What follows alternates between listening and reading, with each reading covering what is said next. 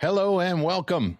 Another edition, a really exciting edition of The Process, where each and every week, Coach Jeremy Fouts and I talk a little bit about topics and subject matters that may be ancillary, but they are important.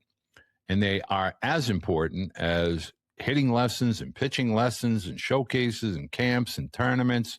It's about how to help your student athlete prepare with regard to those later high school years as well as the future in college athletics. And I know, Jeremy, you're living in that right now with both your boys, one with lacrosse, one with baseball. But I thought this would be a good topic to kind of discuss the 2028s, or the current high school sophomores, and 2029s, the current high school freshmen. I thought this would be a good place for us to kind of kick off and talk about those underclassmen and how to get prepared.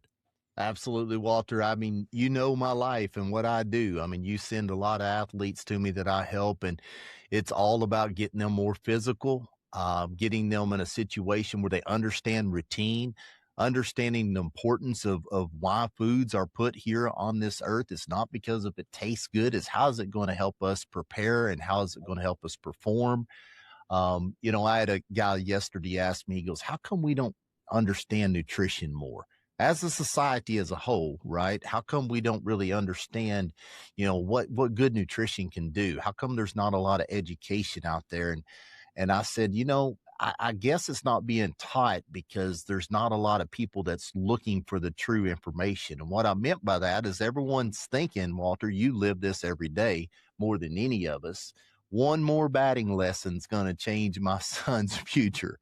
One more pitching lesson's going to change my 13-year-old's performance.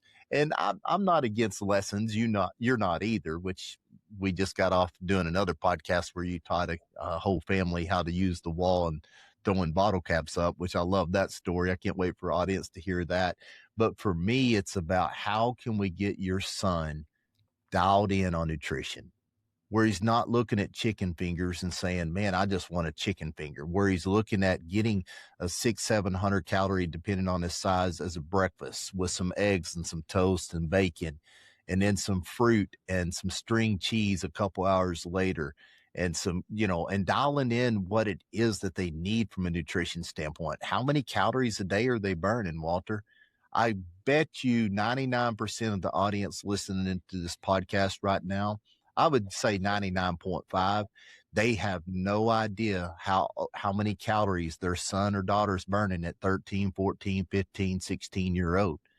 They have no idea that if they're not getting them in a calorie surplus, they're not going to develop the correct bone density and the right hormones. I mean, it's something that's really mind-blowing to me, Walter, but the number one thing they can do for this age group is get them physical, get their nutrition dialed in.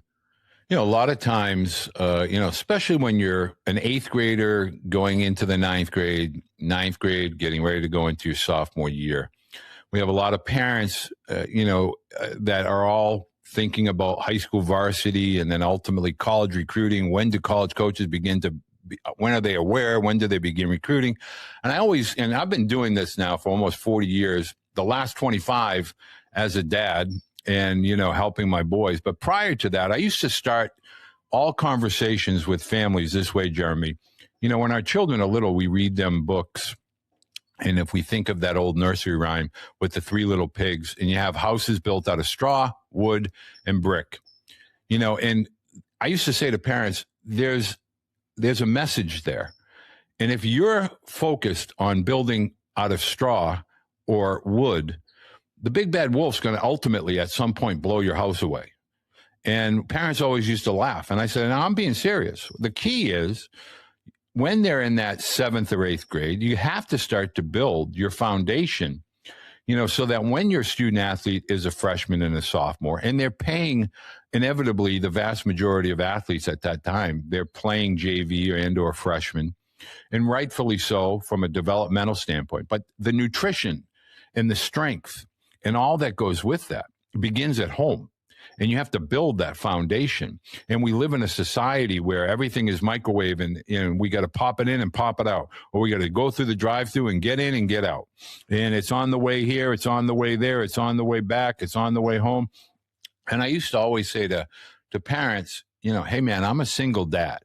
But one thing I make sure is my boys, before they go out the door, they're having a breakfast. And when they go to lunch, they have a big lunch and I pack them a snack. And when we go for dinner, we make dinner. We do it as a family. We might have but don't think a protein shake is going to be a meal replacement. It's something that you can do together as a family. So let's start with the freshmen and the sophomores. Those, what I call the 14 through 16. Those are pivotal years. Yeah. And rather than all of the instruction and the tournaments and the traveling to all these double headers, in some cases triple headers, when you're working with families, what's the number one first step that you're having them do in order to at least get moving in the right direction with regard to meal prep and nutrition? Yeah, I mean, number one, it starts, like I was saying a few minutes ago, figuring out the calories that they're burning in a day. Number two, figuring out what kind of calorie surplus that we are going to get them on. If I want them to gain 1 pound a week, I have to have them eating 500 more calories a day than what they're burning. If I want them to gain 2 pounds a week, I'll start them off on 1,000 calorie. And then making sure our macros are dialed in correctly, our proteins, our carbs, and our fats, getting them that right ratio. That way, when we gain 10 pounds, 8 pounds of it is muscle, along with the strength training, obviously.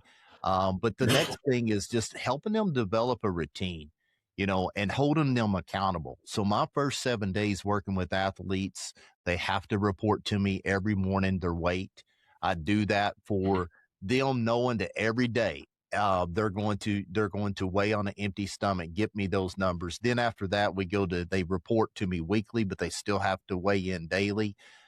Teaching them that it's not just the amount of calories or what kind of food we're eating. It's the timing of the day. We always end our day with a good smoothie with good proteins.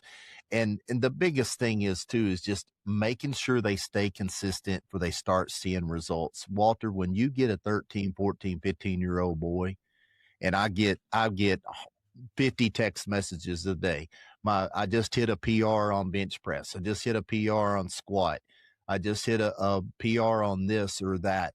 Once they really get that the results is in what it's doing in the kitchen, not just only in the gym, but you have to start with the kitchen in order for the gym to see good results. You've experienced this with me and the athletes. You've done this for a lot of years, 40 years. And there is nothing more fun from a coaching perspective of watching them get everything dialed in and following that routine. I really would love for parents to truly understand, yes, we live in a different world with regard to recruiting, and recruiting is it's a hot word. And at this time, college coaches, they're not dismissing your student athlete. They're not trying to be mean-spirited. We hear words like development. We hear words like, oh, they don't have any interest in my son. The high school students are getting stepped on. That's incorrect. It's too early in the process. And there are some early developing years where some student athletes will go through growth spurts earlier than others. College coaches want to see progression. Progression is something that they measure on a year-to-year basis. They're not going to worry about a high school freshman. College coaches are looking at, let's say you're going to graduate in May or June of 2026. They want to know, what is that student athlete going to look like February of 2027? So they're projecting out into that year that lies ahead. And so what they really want to see is accountability. And so student athletes, particularly parents of student athletes of the 2028s and 2029s, way too early to start thinking about college. College should not be anything that you're giving remote thought to, over and above maybe geographic preference and maybe academic preference. As far as athletics and recruiting, way too early in today's reality of college recruiting. So when we start talking to parents, Jeremy, about meal prep and strength training and speed, foot speed, and obviously skill set development. A lot of parents think we're being evasive and we're trying to promote something that may not be relevant, but in reality, that's a foundation. Not only is it relevant, it's critical. And so a college coach will always ask me about where do you project this young man that freshman spring? Tell me what you think. Where will he be as a freshman in the spring of his freshman year? And so I have to think about, okay, he started here as a freshman in high school. He's here as a sophomore. I think he's trending this way as a junior. And I have to give a college coach a true independent of an evaluation on what I know about that young man. So parents, when you hear words like nutrition, meal prep, strength training, they all are integral parts and components to development of your student athlete. And so, Jeremy, let's just talk about your son Pearson. Where was he at this time last year? Where was he with regard to weight, to size, to presence, and where is he today as now a high school senior? Yeah, last year Pearson was started the season about this time last year around 170.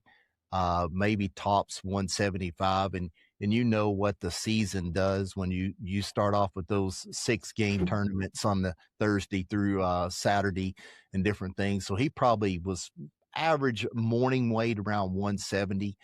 And he's a perfect story to tell, Walter. He's got a good left-handed swing, but last year we counted it up. He had 8 balls either right on the wall or right on the warning track. And, in this summer, he had a little bit of a tweak back and different things and played a lot of baseball. And we got serious about nutrition, and he's 195 right now in the mornings and started off the season with 5 home runs already. And it just makes such a difference. And not only from a physics standpoint, we've talked about where 15 pounds can add 5 mile an hour to 7 mile per hour on your swing, which means the ball's going to go 25 feet further. But another thing that it does that helps the control of the bat. If you're so much more stronger and physical at 195 versus 175, I mean, there is so much more control of that bat to be able to make connection and good connection with that baseball. So it's been totally life-changing for him from his recruiting perspective. He would have been able to, play at the next level, but at 175, he would have been limited. And at 195, he's got some great opportunities to continue to play the game that he loves. So it's been life-changing for him. And, you and I see it over and over with the athletes that we work together. And I can't stress enough, get your son physical, get into the kitchen. And, Walter, we see it over and over where parents, they're willing to drive to this tournament or to that showcase and do these things. But really where it starts and brings the family together is in the kitchen. And a lot of the parents, you and I have talked about it, they'd be willing to drive to Houston from Dallas today for a 3-day weekend and spend $3,000 for a showcase. But what they need to do is go to Costco and spend $500 and get in the kitchen. Well, I'm so glad that you broached this subject because we've had a number of athletes that, we've been working with since the fall, latter half of the fall, early winter, that have seen such large leaps with regard to, the skill set, the measurements, the analytics, the things that seem to capture everyone's attention.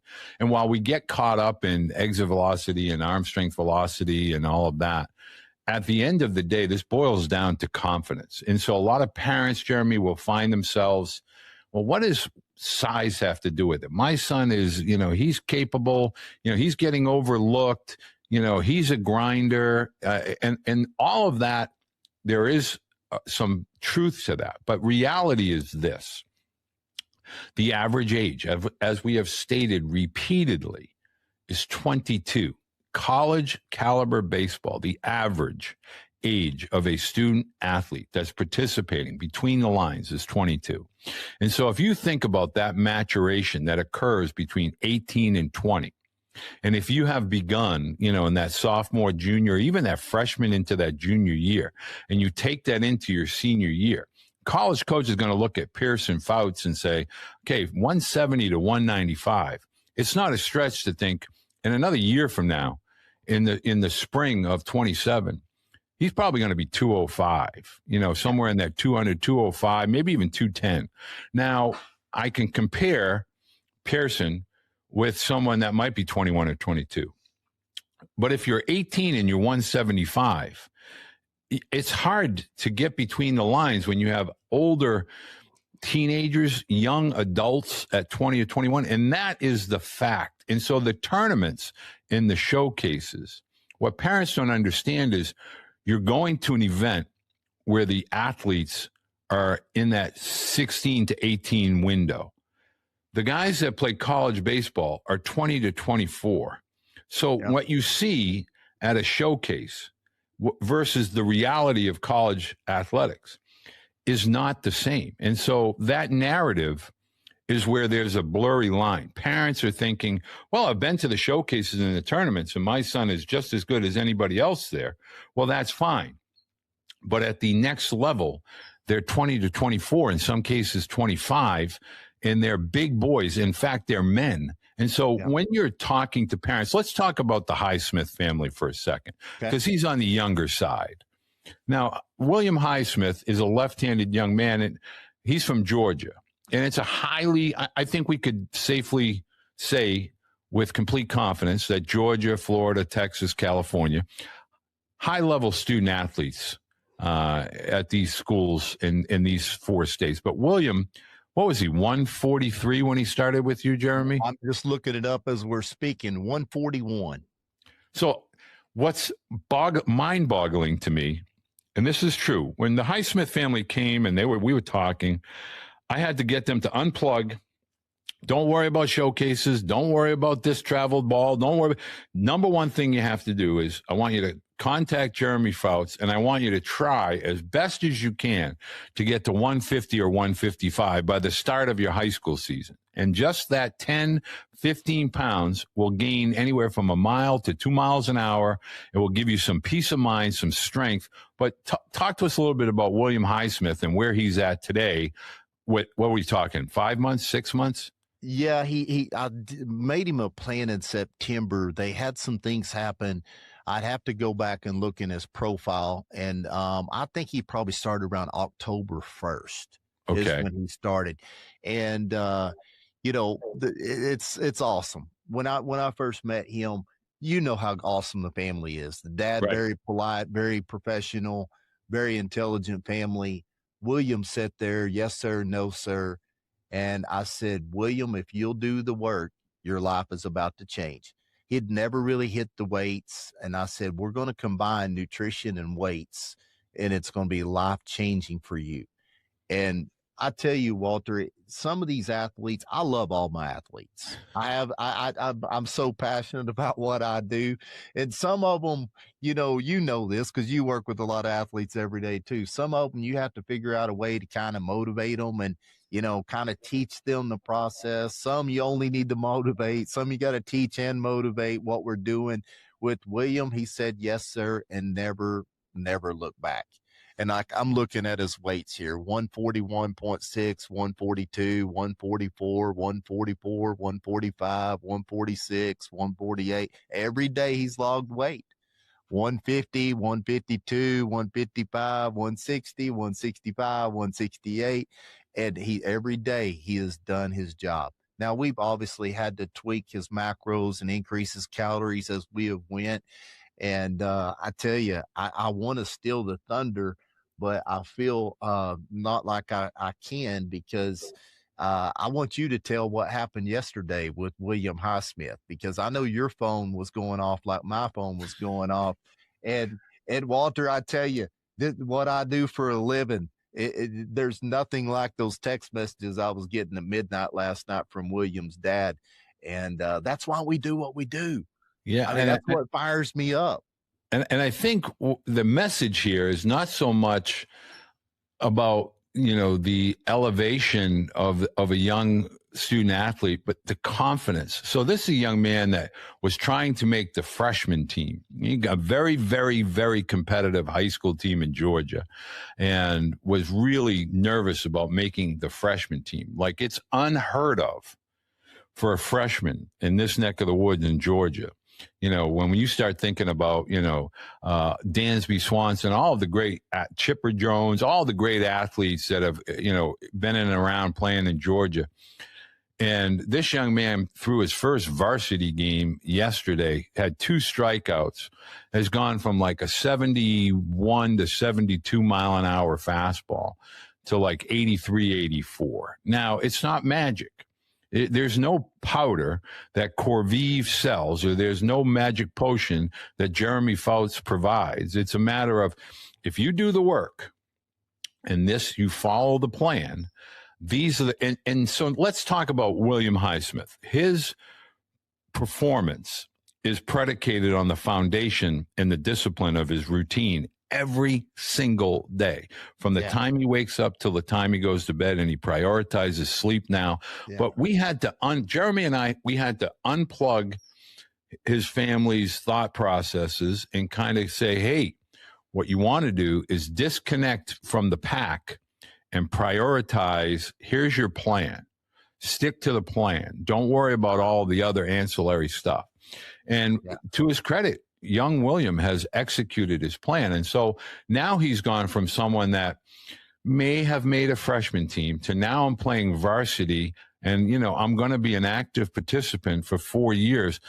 College baseball now is a part of his vision, but it all begins breakfast every morning, snacks every day, making sure that he's fueling, hydrating, sleeping, and he is accountable. Jeremy does. I get weights. Jeremy gets weights. Some boys are more disciplined, but obviously, Jeremy, you'd agree, William has taken it to the extreme and really has been accountable for his growth. When I have athletes to report weights, Walter, the first sign I know that they're not being serious with it is when the weights stop showing up, when they stop reporting weights, because that means they haven't done the work. And that's why I love the report of the weight. So yes, he's been a textbook, athlete that has listened to everything that I told him to do. You mentioned the word confidence 2 or 3 different times. And this is something that I don't think parents really know, and the athlete don't know because they don't know what they don't know. Right. But every time when I get done with my athletes going over, the plan and what we're going to do, talk about their water they're going to take, I always ask them this, Walter. I don't know if I've ever told you this. You may have heard it from a parent. I always say, hey, William Highsmith, I got one question for you. And he'll say, what? I say, are you going to forget me when you get to the major league? And if they'll do exactly what you do, right? They'll laugh and then they'll say, no, coach, I won't forget you. And then I always tell them this. I said, William, the reason I ask you that question is because so many times I've asked that question to my athletes and they'll text me back and they'll say, Coach, do you really believe in me? And I'll say, you dang straight. And I'll say, the reason I ask you that question and get that feedback is I'm trying to tell you the physicality is coming. All the things from nutrition and weight training is coming. But Walter, you and I have talked about it. And the reason I brought this up, you mentioned confidence 3 times. The thing that's magical about this whole conversation that we're talking about, it unlocks the full potential. It allows the athlete to have that confidence to not just be a dream, but believe they can achieve. And that's what this whole because your mind says this William Highsmith, he promised to himself he's going to weigh every morning. He promised to himself he's going to eat the meal on the plan for breakfast. He's going to eat the snack whether he's hungry or not. He's going to go do his training and eat his lunch and turn the video games off at night and get 9 hours of sleep. And you know how powerful that is, Walter, when the brain says this person is promising he's doing it and he's doing it. And that brain is a muscle as well. It gets stronger, stronger, and stronger. And I think a lot of parents will get when they start to hear me talking about the growth internally and the confidence factor. What is confidence? Confidence is allowing your student athlete to believe they can compete.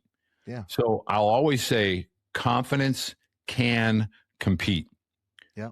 And so parents will look at me and say, well, what does that have to do with recruiting or baseball or athletics? And I'll always say, if your athlete is not self-confident, if they are not self-driven in the moment when they are asked to execute, if self-doubt creeps in, it's because they know I didn't prepare.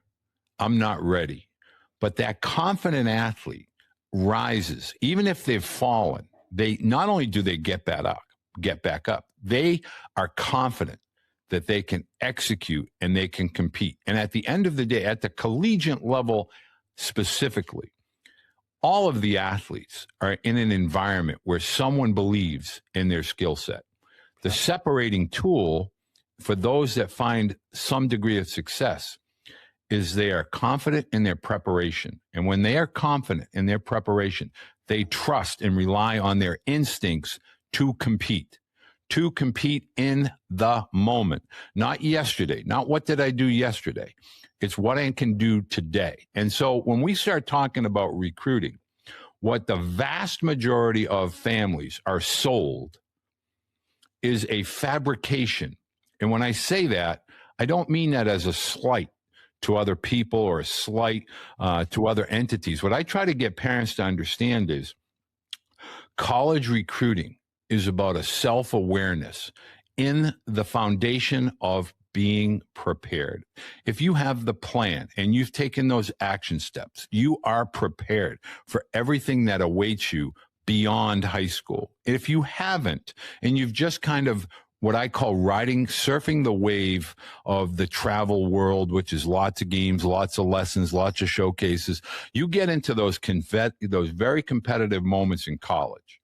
And boy, oh boy, when I tell you college is competitive, I am trying to get parents to understand when your son is either on the pitching rubber or in the batter's box or out between the lines, and the game is either tied or down by a run, and your son has to execute in order for your team to achieve or win, that's a big, big ask. It's a lot of weight.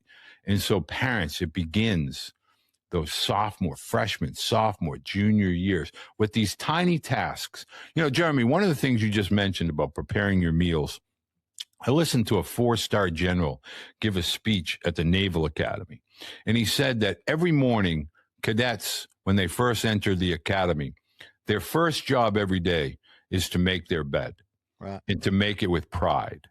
And it's with a purpose, because that's a positive movement for that day. So when you're asking athletes to get on that scale, really what you're asking them to do is begin their process towards accountability to becoming a confident athlete. Do you have a lot of athletes now that are older, including Pearson, your son, that now look back and go, man, I wish I might have started this a little earlier. Maybe I'd be a little bit further ahead. Oh, 100%. I mean, I've got an athlete that started with me this summer. He talked to me a year ago, and he just said, I'm not going to be willing to commit. Well, the mom and dad was like, well, I don't want to, sign up for it. And then he not committed.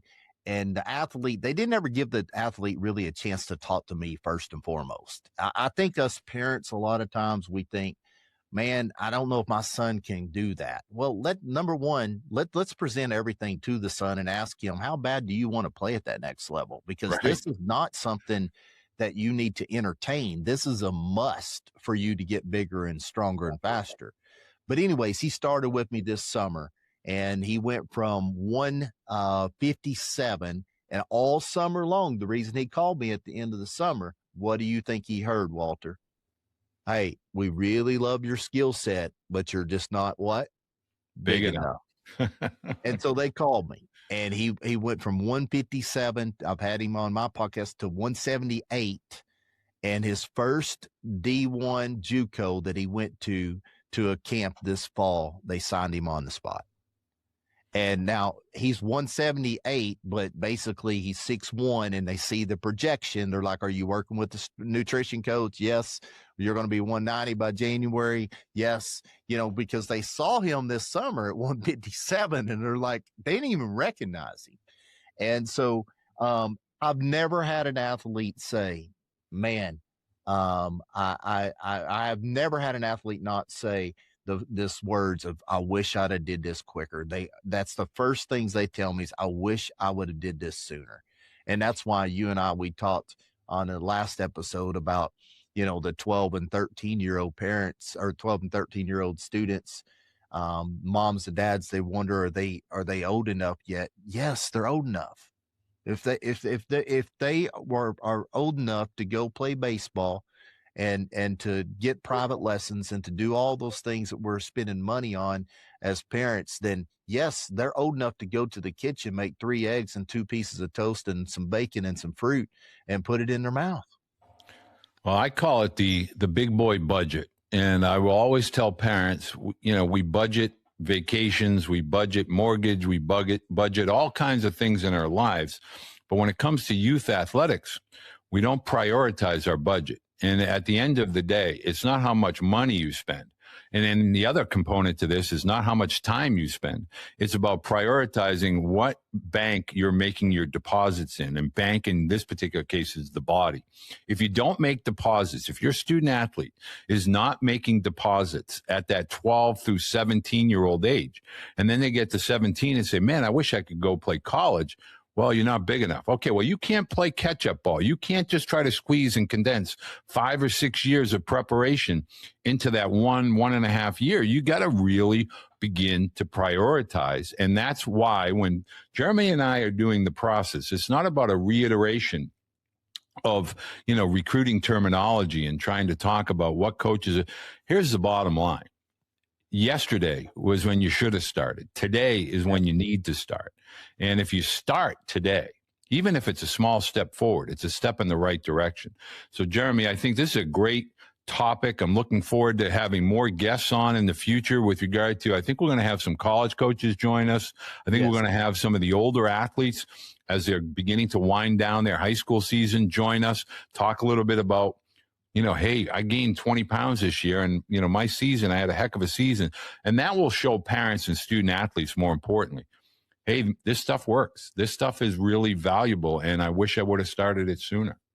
Yeah, it always works. I mean, Walter, you and I talked about it before we started. There's a reason why the average size in college baseball is 205. I mean, if it didn't work, the average size would be 165. Right. Because you know what? It's work to go from 165 to 205. But it's proof by when you look at the roster and look at the size of the college athlete, there's a reason the average size is 205. And so, I mean, I loved my son's swing at 170, but I'm telling you, that same swing at 25 pounds heavier is a different swing, Walter. And it's going to make a difference in anybody that prioritizes nutrition.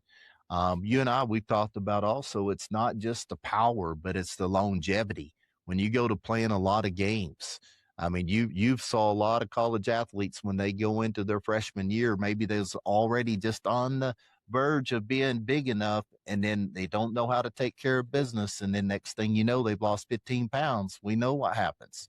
So those college coaches, for 35, 34 spots, they're not going to take a risk if this athlete can play at the next level and is he big enough and physical enough. Well, the last thing I want to leave parents with is, for 40 years, I've always asked freshmen in college at the completion of their freshman year, looking back, what's the one thing you would have done differently to help you prepare for what you just lived the last 10 to 12 months of your life as a freshman in college? Every single one.